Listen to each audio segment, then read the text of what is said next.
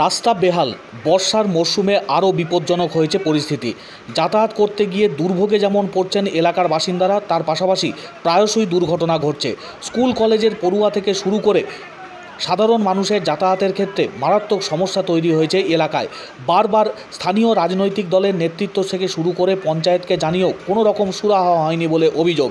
এবার ক্ষোভে ফেটে পড়লেন এলাকার বাসিন্দারা। স্থানীয় এলাকার তৃণমূল কংগ্রেসের একাংশ নেতাকে ঘেরাও করে তুমুল বিক্ষোভ দেখালেন।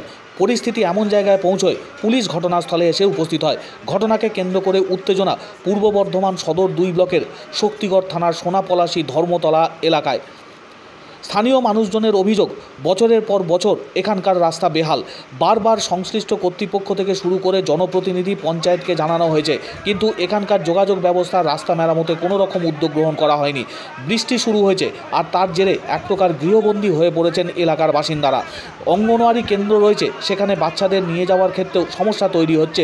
অঙ্গনওয়াড়ি কেন্দ্র বন্ধ হয়ে গিয়েছে, কারণ সেখানে পড়াশোনার জন্য কেউই আর বিদ্যালয়ে আসতে পারছেন না। এমনই বেহাল পরিস্থিতি রাস্তার।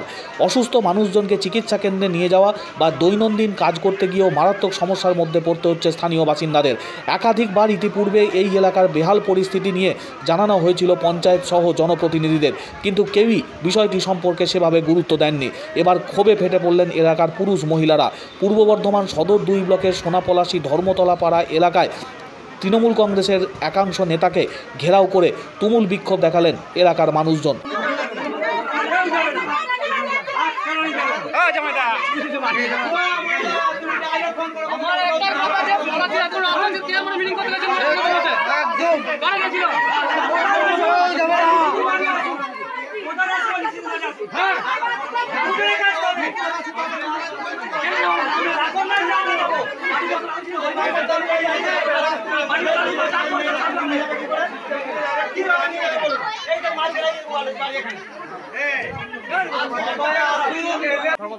সোনাপলাশী ধর্মতলাকে বলছি যে আমাদের যে রাস্তা আছে, রাস্তা অবস্থা, তারপরে যে আইসিডিসি স্কুল আছে, স্কুলটা মানে যে বাচ্চারা আসতে পারছে না।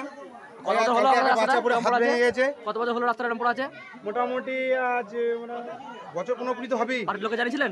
হ্যাঁ, বাড়ির লোকে জানিয়েছিলাম। পঞ্চায়েত জানানো হলো? পঞ্চায়েত বলেছিল যে হ্যাঁ হবে, আসবার মানে দিয়েছিল, মানে যে হবে, যাকে যায় বাড়ির লোকে তারা বলে হবে, মানে এই করে হবে করে। আজকে 15 বছর এরকম আজকে বাড়ির মেয়ে ছেলে করে হয়নি। বাড়ির মেয়ে আজকে আমাদের সব বেরোতে হয়েছে। হ্যাঁ, আজকে তার জন্য আমাদের এবার বেরোতে হয়েছে। কাল একটা বাচ্চা মেয়ে আমাদের হাত ভেঙে গেছে।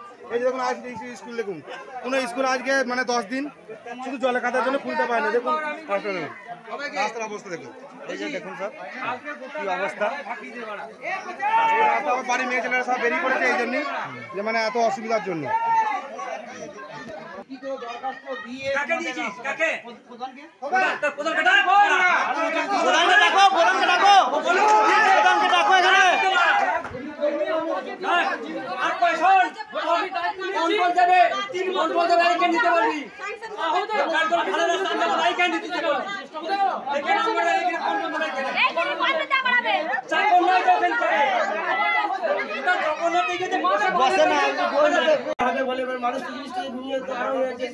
সামনে একটা দেখুন আইসিডি, এইটা আইসিডি স্কুল, বাচ্চারা যাবে কিভাবে?